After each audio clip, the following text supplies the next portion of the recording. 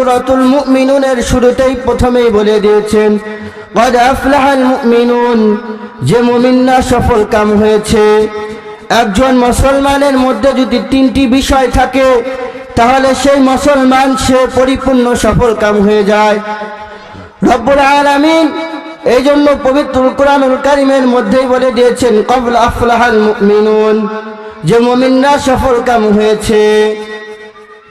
রাসূল করিম সাল্লাল্লাহু আলাইহি সাল্লাম হাদিসের মধ্যে বলেছেন মান ক্বালা লা ইলাহা ইল্লাল্লাহ দাখালাল জান্নাহ, যে ব্যক্তি পবিত্র কালেমা এই পবিত্র কালেমা পাঠ করবে, এই কালেমাটাকে মুখে মুখে উচ্চারণ করবে, সে ব্যক্তি একজন মুমিন হয়ে যাবে। আর এই মুমিনের পরিণতি হবে কি, মুমিন মরার পরে রব্বুল আলামিন তাকে একদিন না একদিন হলেও তাকে দুনিয়ার যে আযাবের শাস্তি গুনাহ করেছিল সেই গুনাহের শাস্তির কারণে একদিন না একদিন হলেও তাকে এই আযাব শেষ করে তাকে জান্নাতে প্রবেশ করাবেন, যে কালেমাকে বিশ্বাস করেছে। আর দুই নম্বর বিষয়, এই কালেমাকে বিশ্বাস করলে হবে না, কওলান এটা হলো মুখে মুখে বলা, আর একটা হলো ফি'লান, যে আমলের মাধ্যমে আমাদেরকে বাস্তবায়ন করতে হবে। আমি মুমিন, আমি মুসলমান, কিন্তু আমার মধ্যে 5 ওয়াক্ত নামাজ নাই, আমার মধ্যে রোজা নাই, আমার মধ্যে আমার উপর রব্বুল আলামিন যাকাত ফরজ করে দিয়েছেন, আমার ভিতরে এটা নাই, তাহলে আমি মুমিন হতে পারবো না। এজন্যই রব্বুল আলামিন বলে দিয়েছেন ক্বাদ আফলাহাল মুমিনুন, যে মুমিনরা সফলকাম হয়ে গিয়েছে। দ্বিতীয় আয়াতে রব্বুল আলামিন বলেন আল্লাযীনা হুম ফি সালাতিহিম খাশিউন, মুমিনরা সফলকাম কিভাবে হয়েছে? রব্বুল আলামিন বলেন আল্লাযীনা হুম ফি সালাতিহিম খাশিউন, যে সকল মুমিন বান্দা নামাজটাকে খুশু সহিত আদায় করবে, সে সকল বান্দাও সফলকাম হয়ে গিয়েছে। খুশু সহিত নামাজ আদায় করে মুমিনরা, আর খুশু ছাড়া বেখেয়াল অবস্থায় নামাজ আদায় করে হলে মুনাফিকরা। যেমনটি রব্বুল আলামিন পবিত্র কুরআনুল কারীমের মধ্যে বলে দিয়েছেন ওয়াইদা কামু ইলাস সালাতি কামু কুসালা, যে মুনাফিকরা যখন নামাজে দাঁড়ায় তারা একমাত্র লোক দেখানোর উদ্দেশ্যেই নামাজ পড়ে। মুনাফিকরা কখনো রব্বুল আলামিনকে সন্তুষ্টি করার উদ্দেশ্যে নামাজ আদায় করে না। এই মুনাফিকদের পরিচয় রব্বুল আলামিন পবিত্র কুরআনুল কারীমের মধ্যে বলে দিয়েছেন। এই মুনাফিকদের সর্দার ছিল হযরত আব্দুল্লাহ ইবনে উবাই ইবনে সালুল। এই মুনাফিকদের সর্দার উবাই ইবনে সালুল যখন মারা যায়, তখন তার ছেলে হযরত আব্দুল্লাহ রাদিয়াল্লাহু তাআলা আনহু, যিনি একজন নিষ্ঠবান ন্যায়পরায়ণ সাহাবী, আর তার পিতা হলো মুনাফিকদের লিডার, মুনাফিকদের সর্দার হযরত আব্দুল্লাহ রাদিয়াল্লাহু তাআলা আনহু রাসূল করিম সাল্লাল্লাহু আলাইহি সাল্লামের দরবারে গিয়ে বলেন ইয়া রাসূলুল্লাহ, ইয়া হাবিবাল্লাহ, আমার পিতা তো মুনাফিকদের সর্দার ছিল, আমার পিতা তো আজকে ইন্তেকাল করেছে। ইয়া রাসূলুল্লাহ, ইয়া হাবিবাল্লাহ, আপনি যদি আমার পিতার জানাজার নামাজটা পড়াতেন তাহলে খুব ভালো হতো, আমি নিজেকে একটু সান্ত্বনা দিতে পারতাম। রাসূল করিম সাল্লাল্লাহু আলাইহি সাল্লাম ওই সাহাবীর দিকে চিন্তা করে ওই সাহাবীর মনটাকে একটু সান্ত্বনা দেওয়ার জন্য বললেন ঠিক আছে, আমি তোমার পিতার জানাজার নামাজটা পড়াবো। এরপরে হযরত আব্দুল্লাহ রাদিয়াল্লাহু তাআলা আনহু নবী করিম সাল্লাল্লাহু আলাইহি সাল্লামকে বললেন ইয়া রাসূলুল্লাহ, ইয়া হাবিবাল্লাহ, আপনি যদি আপনার জুব্বা মোবারকটা যদি আমার পিতাকে আমাকে দান করতেন তাহলে আমি সেটা আমার পিতার কাফনের কাপড় হিসাবে ব্যবহার করতে পারতাম। এবার রাসূল করিম সাল্লাল্লাহু আলাইহি সাল্লাম আব্দুল্লাহ রাদিয়াল্লাহু তাআলা আনহুর মনটা যাতে সান্ত্বনা হয়, এই সান্ত্বনা দেওয়ার জন্য রাসূল করিম সাল্লাল্লাহু আলাইহি সাল্লাম বললেন ঠিক আছে, আব্দুল্লাহ আমার জুব্বা মুবারকটিও তোমার পিতাকে দান করে দিলাম। এক পর্যায়ে যখন মুনাফিকদের সর্দার উবাই ইবনে সালুলের জানাজার নামাজ যখন পড়াতে যাবেন, নবী করিম সাল্লাল্লাহু আলাইহি সাল্লাম কাতারবদ্ধ হয়ে দাঁড়িয়ে গিয়েছেন।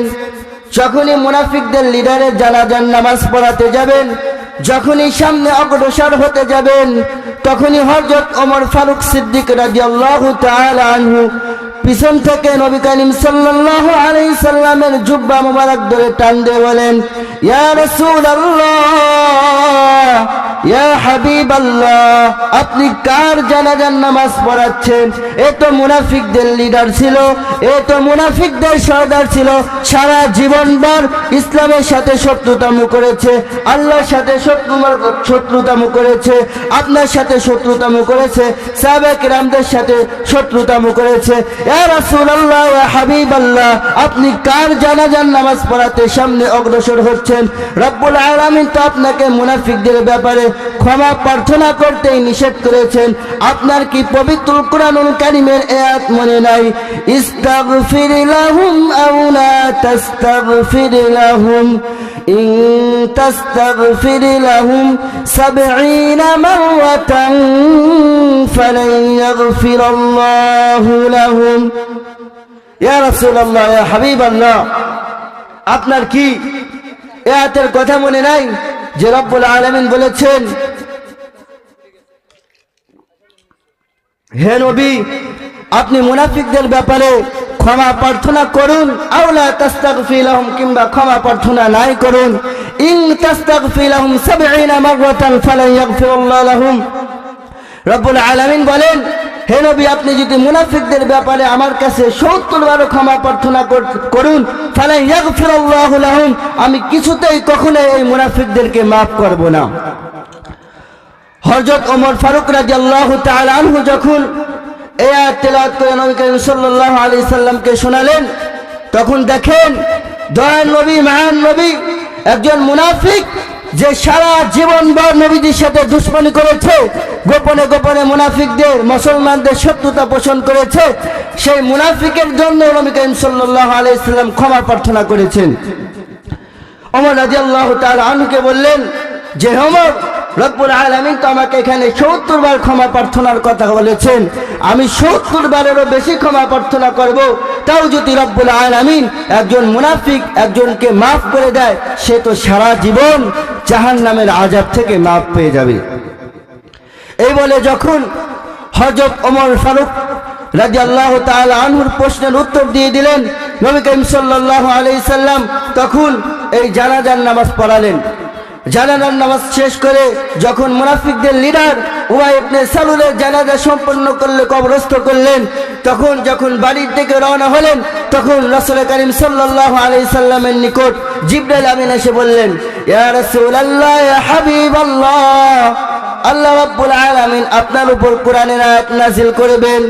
তখন রাসূলুল্লাহ সাল্লাল্লাহু আলাইহি সাল্লামকে সম্বোধন করে বললেন, ولا تصلي على أحد منهم مات أبدا ولا تقم على قبره إنهم كفروا بالله ورسوله وماتوا وهم فاسقون। يا رسول الله, রব্বুল আলামিন আয়াত নাযিল করে দিলেন, হে আমার বন্ধু, আজকের দিনের পর থেকে, আজকের এই মুহূর্তের পর থেকে আপনি আর মুনাফিকদের জানাজার নামাজ কখনো পড়াবেন না। শুধু তাই নয়, ওয়ালা তাকুম আলা কবরি, এই মুনাফিকদের কবরের পাশেও দাঁড়াবেন না।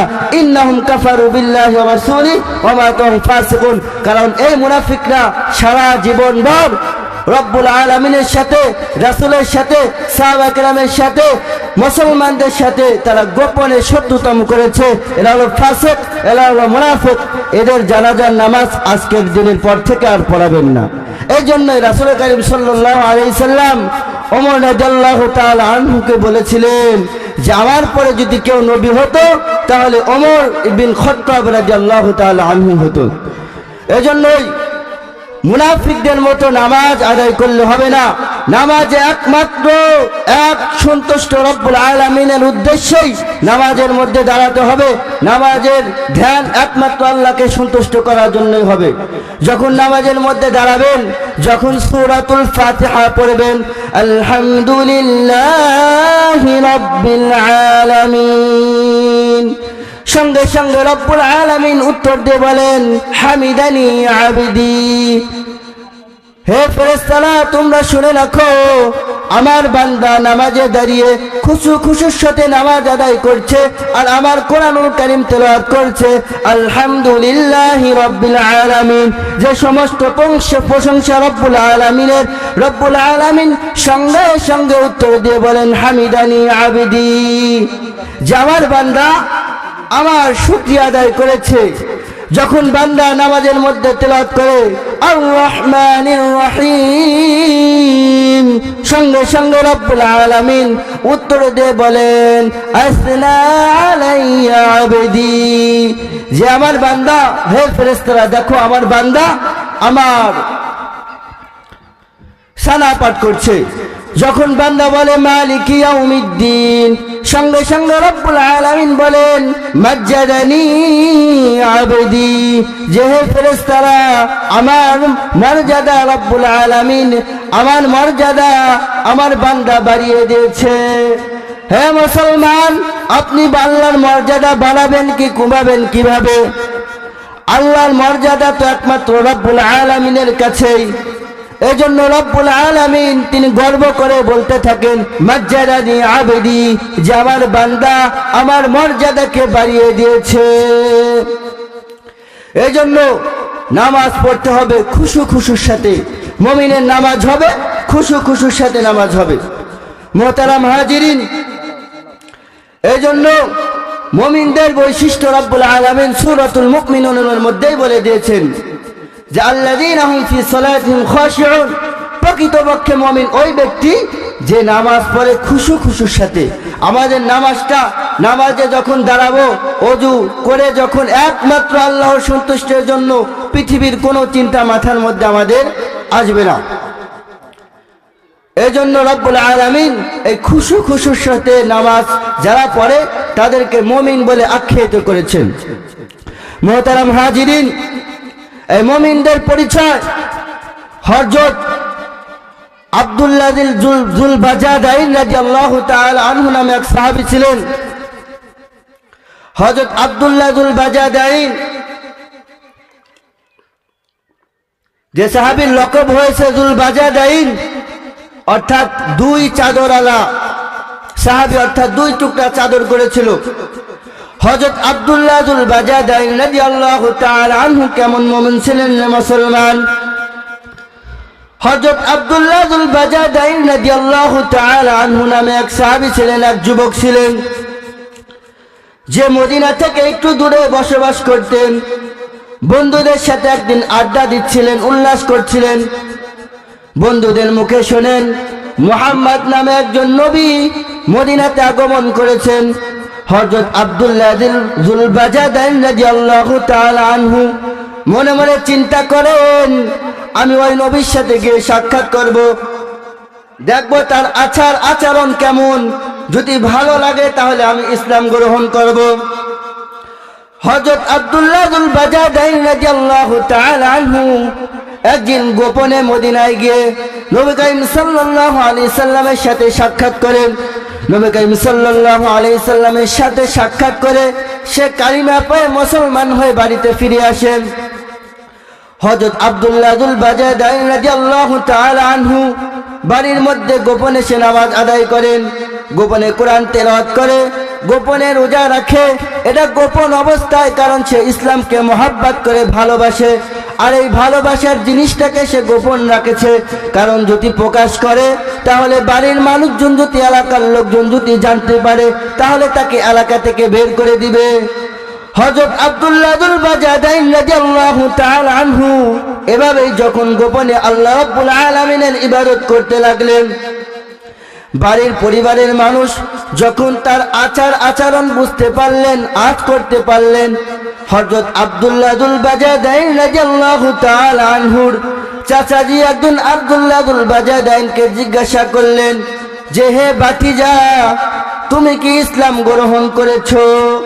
এবার ভাতিজা বলল, জি চাচা, আমি তো ইসলাম গ্রহণ করেছি। কারণ ভালোবাসার জিনিস যতই গোপন রাখা যায়, একদিন না একদিন সেটা প্রকাশ হয়ে যাবে। আব্দুল্লাহ আবুল বাজাদাইন রাদিয়াল্লাহু তাআলা আনহু এবার নির্ভয়ে সে তার চাচার কাছে স্বীকার করলো, হে চাচাজি, আমি ইসলাম গ্রহণ করেছি। এবার আব্দুল্লাহ আবুল বাজাদাইন রাদিয়াল্লাহু তাআলা আনহুর চাচা আব্দুল্লাহ আবুল বাজাদাইনকে বললেন, হে আমার ভাতিজা, এখন তোমার দুইটা অপশন আছে। এখন তোমার দুইটা অপশন। একটা অপশন হলো তুমি যদি ইসলাম গ্রহণ করো, ইসলামের উপরই যদি অটল থাকো, তাহলে তোমাকে এই বাড়ি থেকে বের হয়ে যেতে হবে। আর যদি ইসলামে ছেড়ে দিয়ে তুমি নিজের ধর্মে স্বধর্মে ফিরে আছো, তখন তোমাকে বাড়ি থেকে বের করব না। তাহলে তো ভালোই হলো। হযরত আব্দুল্লাহ আবুল বাজাদাইন রাদিয়াল্লাহু তাআলা আনহু এবার সঙ্গে সঙ্গে তার চাচাকে উত্তর দিলেন, হে চাচাজি, আমি বাড়ি ছাড়তে রাজি, তবে ইসলাম ছাড়তে রাজি নয়। এবার আব্দুল্লাহ আবুল বাজাদাইন রাদিয়াল্লাহু তাআলা আনহু যখন এ কথা বললেন, সঙ্গে সঙ্গে আব্দুল্লাহ রাদিয়াল্লাহু তাআলা আনহুর চাচা আব্দুল্লাহ আবুল বাজাদাইনকে সঙ্গে সঙ্গে মারপিট শুরু করে দিলেন। মারতে মারতে তাকে অজ্ঞান করে ফেললেন। আবার যখন সুস্থ হয়, জ্ঞান ফেরে, আবার তাকে প্রহর করে। এভাবে যখন মারপিট খেতে লাগলেন, আব্দুল্লাহ রাদিয়াল্লাহু তাআলা আনহুকে যখন বুঝতে পারলেন এ বাড়ি থেকে বের হয়ে যাবে, মার যত ইচ্ছা তত খাবে, তবে ইসলামকে ছাড়বে না, এটা যখন তার চাচাজি বুঝতে পারলেন, তখন তার চাচাজি তাকে বাড়ি থেকে বের করে দিলেন। আর আব্দুল্লাহ রাদিয়াল্লাহু তাআলা আনহুর সঙ্গে যে পোশাক আদি ছিল, শরীরের মধ্যে যে জামা কাপড় ছিল, সঙ্গে যে পণ্যে যে পোশাক ছিল, সেগুলোকে খুলে উলঙ্গ অবস্থায় হযরত আব্দুল্লাহ আবুল বাজাদাইন রাদিয়াল্লাহু তাআলা আনহুকে এবার বাড়ি থেকে বের করে দিলেন। আব্দুল্লাহ রাদিয়াল্লাহু তাআলা আনহু ক্লান্ত শরীর নিয়ে যখন বাড়ি থেকে বের হয়ে যাচ্ছেন, তখন মমতার মা, কারণ সারা জীবন সে পেটে ধরে মানুষ করেছে, সারা জীবন কোলে পিঠে করে মানুষ করেছে, যতই ছেলে অন্য ধর্ম গ্রহণ করুক, কিন্তু নিজের পেটের সন্তান, নিজের কলিজার টুকরা সন্তান, এই সন্তানকে এই মায়ের পিঠ সহ্য করতে পারলেন না। নিজের সন্তানকে যখন বাড়ি থেকে উলঙ্গ অবস্থায় বের করে দিলেন, তখন এটা মায়ের মনে মানল না। তখন মা জননী গোপনে একটা চাদর নিয়ে হযরত আব্দুল্লাহ আবুল বাজাদাইনকে বলে দিলেন, বাবাজি, এই চাদরটি নিয়ে তুমি পণ্যে আবৃত করে তুমি বাড়ি থেকে বের হয়ে যাও। হযরত আব্দুল্লাহ আবুল বাজাদাইন রাদিয়াল্লাহু তাআলা আনহু এবার তার চাদরটিকে নিয়ে বাড়িতে একটি আড়াল স্থানে গিয়ে তার চাদরটাকে দুই টুকরা করলেন। এক টুকরা শরীরের মধ্যে পড়লেন, আর এক টুকরা নিজের পণ্যে আবৃত করে এবার মদিনার দিকে রওনা হয়ে গেলেন। জোরে জোরে কন্যা সুবহানাল্লাহ। যে আব্দুল্লাহ আবুল বাজাদাইন রাদিয়াল্লাহু তাআলা আনহু বাড়ি থেকে তার মা জননী একটা চাদর দিলেন। এই চাদরটা সে দুই টুকরা করে, এক টুকরা নিজের শরীরের মধ্যে আবৃত করলেন, আর এক টুকরা পণ্যের মধ্যে পড়লেন। এ কারণেই রাসূল কারীম সাল্লাল্লাহু আলাইহি সাল্লাম এই সাহাবীর নাম দিয়েছে যুল বাজাদাইন, অর্থাৎ দুই চাদরওয়ালা ব্যক্তি, অর্থাৎ দুই চাদর বিশিষ্ট ব্যক্তি। কারণ একটা চাদরকে সে দুই টুকরো করে, এক টুকরা শরীরে আবৃত করেছিল, আর এক টুকরা পণ্যে পড়েছিল। এই ইসলামকে ভালোবাসার কারণে, এটা করার কারণে এই আব্দুল্লাহ আবুল বাজাদাইনকে সারা জীবন সাহাবায়ে কেরাম বলতেন, হে যুল বাজাদাইন, যুল বাজাদাইন। মুহতারাম হাজিরিন, হযরত আব্দুল্লাহ আবুল বাজাদাইন রাদিয়াল্লাহু তাআলা আনহু এবার যখন দুই টুকরা চাদর পরে যখন মদিনার দিকে রওনা হয়ে গেলেন, সারা রাত সফর করার পর নবী করিম সাল্লাল্লাহু আলাইহি সাল্লামের সাথে গিয়ে পিছনে গিয়ে ফজরের নামাজ আদায় করলেন। এবার রাসূল করিম সাল্লাল্লাহু আলাইহি সাল্লাম সালাম ফিরে যখন আব্দুল্লাহ আবুল বাজাদাইন রাদিয়াল্লাহু তাআলা আনহুকে দেখলেন, তখন রাসূলের মনের মধ্যে একটা আনন্দ প্রকাশ হয়ে গেল, চেহারার মধ্যে একটা উৎফুল্ল ভাব চলে এসে গেল। রাসূল করিম সাল্লাল্লাহু আলাইহি সাল্লামের এই চেহারা উৎফুল্ল দেখে সাহাবায়ে কেরাম খুব খুশি হয়ে গেল যে ইতিপূর্বে তো রাসূলকে এত খুশি হওয়া দেখিনি, কেন আজ এত খুশি হয়েছে। একবার সাহাবায়ে কেরাম আব্দুল্লাহ যুল বাজাদাইনের দিকে তাকান, আরেকবার রাসূল করিম সাল্লাল্লাহু আলাইহি সাল্লামের দিকে তাকান।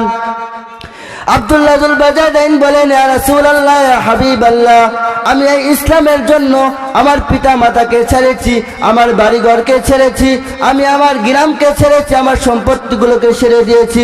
ইয়া রাসূলুল্লাহ, ইয়া হাবিবাল্লাহ, আপনি আপনার দরবারে আমাকে একটু আশ্রয় দেন, আর আপনি যদি আপনার দরবারে আশ্রয় না দেন আমার পৃথিবীর কোনো আর জায়গা নাই। ইয়া রাসূলুল্লাহ, ইয়া হাবিবাল্লাহ, আপনার দরবারে একটু আশ্রয় দেন। এভাবে আব্দুল্লাহ যুল বাজাদাইন রাদিয়াল্লাহু তাআলা আনহু সাহাবায়ে কেরামের সাথে থাকতে থাকতে আসহাবে সুফফাদের সদস্য হয়ে গেলেন। এরপর আব্দুল্লাহ যুল বাজাদাইন রাদিয়াল্লাহু তাআলা আনহুর সাথে নবী করিম সাল্লাল্লাহু আলাইহি সাল্লাম একটা যুদ্ধে গমন করলেন। আব্দুল্লাহ যুল বাজাদাইন রাদিয়াল্লাহু তাআলা আনহু যুদ্ধে যাওয়ার পথে যখন আব্দুল্লাহ যুল বাজাদাইন যুদ্ধে যাওয়ার পথে জ্বরে আক্রান্ত হয়ে গেল। এবার রাসূল করিম সাল্লাল্লাহু আলাইহি সাল্লামের নিকট খবর পৌঁছালো যে আব্দুল্লাহ যুল বাজাদাইন জ্বরে আক্রান্ত হয়ে মুমূর্ষু অবস্থায় পড়ে আছে। সাহাবায়ে কেরাম যখন এই কথা শুনতে পেলেন, নবী করিম সাল্লাল্লাহু আলাইহি সাল্লাম হযরত আবু বকর আর ওমরকে সাথে এনে আব্দুল্লাহ যুল বাজাদাইনকে দেখতে এলেন। এভাবে যখন আব্দুল্লাহ যুল বাজাদাইন রাদিয়াল্লাহু তাআলা আনহুর কাছে এলেন, তখন শেষ নিঃশ্বাস ত্যাগ করবে রাসূল করিম সাল্লাল্লাহু আলাইহি সাল্লাম আব্দুল্লাহ যুল বাজাদাইনের মাথাটা নিজের রানের উপর রাখলেন।